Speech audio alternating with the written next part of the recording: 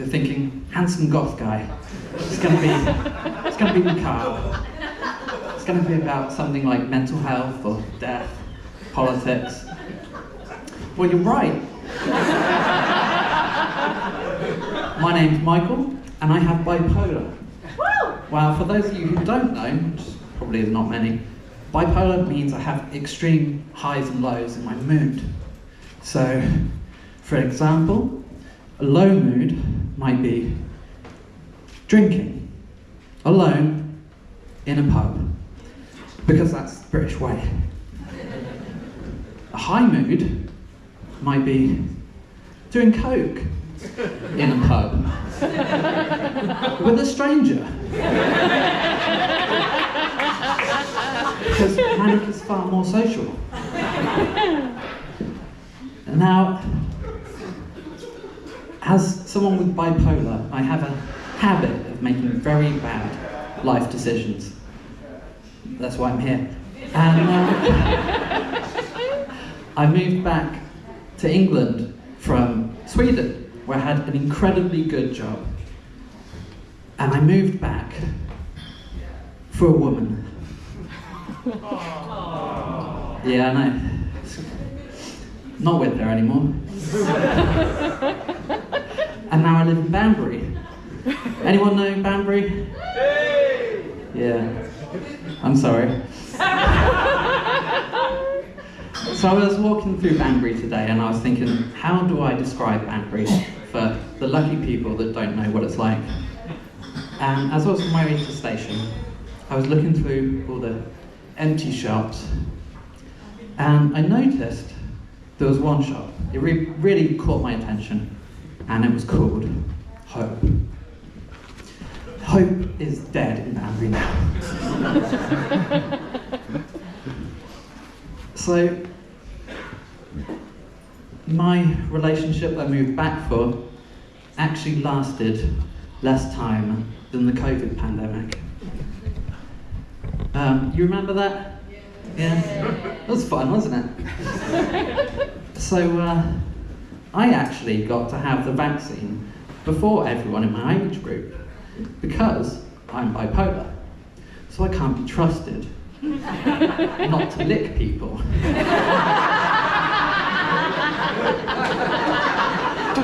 Even when they look sick, apparently.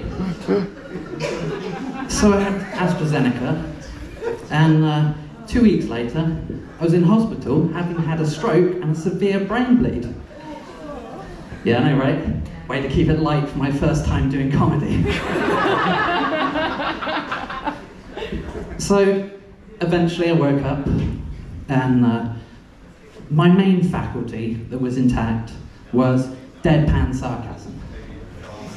And as you can imagine, you get a lot of very confused doctors and nurses when you react with sarcasm.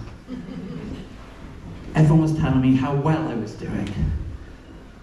I mean, I was doing really well, but it didn't feel like it, because all I was doing was sleeping and being woken up to be given drugs. It was like being on holiday.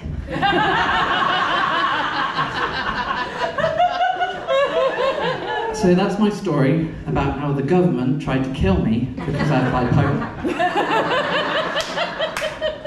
Okay, that was pretty rough for me, obviously, but it was worse for my girlfriend. And it got worse because I lived. So